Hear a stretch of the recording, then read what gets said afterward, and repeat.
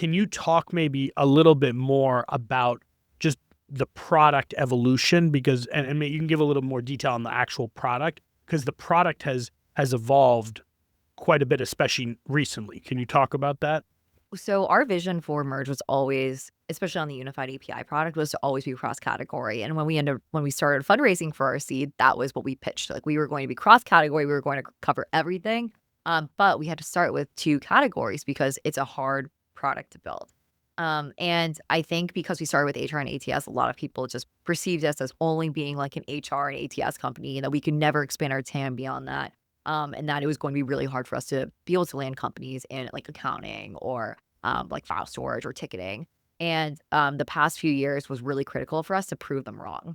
And so we've landed some really big logos, obviously in the AI space that are not HR ATS related. We landed the largest financial services companies. This morning, actually, we landed like our second largest payments processor in the world, which is really, really exciting. And we've gotten even like very popular ride sharing companies, like you mentioned. And that was all in categories that were not HR and ATS. And it was really hard to do. Like they were very different. The sales process was very different, but we had to do it because the industry was changing.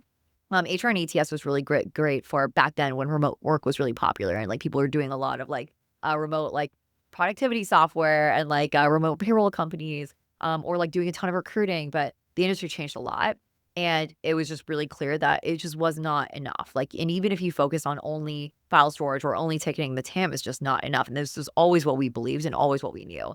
But it became even more critical for the business to become enterprise ready in those other categories. So we rapidly tried to advance our company. And obviously, like one of the main industries that can pay very heavily is AI. We had to be able to sell into AI use cases. So yeah, basically just like did a refounding of the company in April where there were 3 different vectors. We needed to be able to use AI more internally. Like every single team member was required to use AI. And if you weren't, that was going to be a part of your performance review.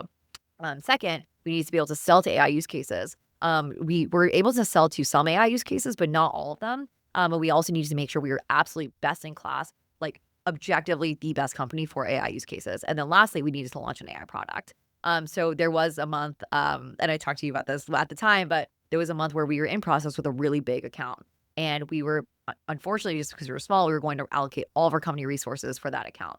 The deal died for a month and it was devastating for our business. We had a bunch of people quit. It was really big hit more for morale. And in that time, Gil and I had to reflect, like, how do we restart this company? Because we can't just pray that people are just going to come in and buy our product.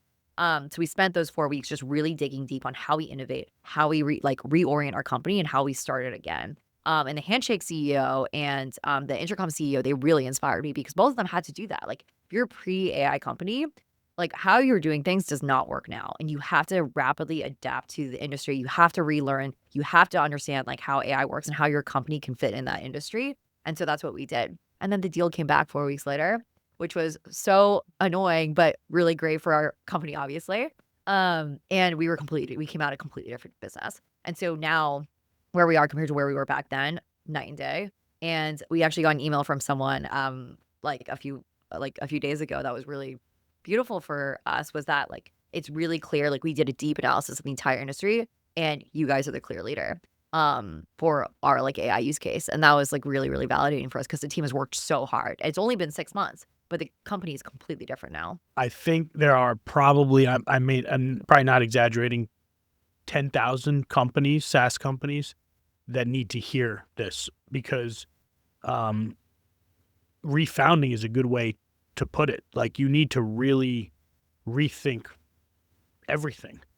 Did you actually say refound? Like, did you go to the company and say this is a refound?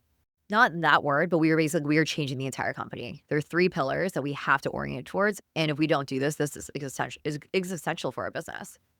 And that was in April. It was in April. And how long did it take for people to start hearing that or, start making that change? Was that instantaneous or? Probably a few weeks. I think a big difference was that Gil and I started using AI coding tools and like different AI tools. And we were able to personally see the difference and impact on like our own workflows.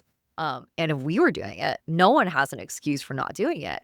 And it's not fun. Like it's a little bit scary to feel like AI can take your job. It's a little bit scary to be like learning a new tool and feeling like unsure of like how things are working. But we were getting so much productivity when we were building this new product.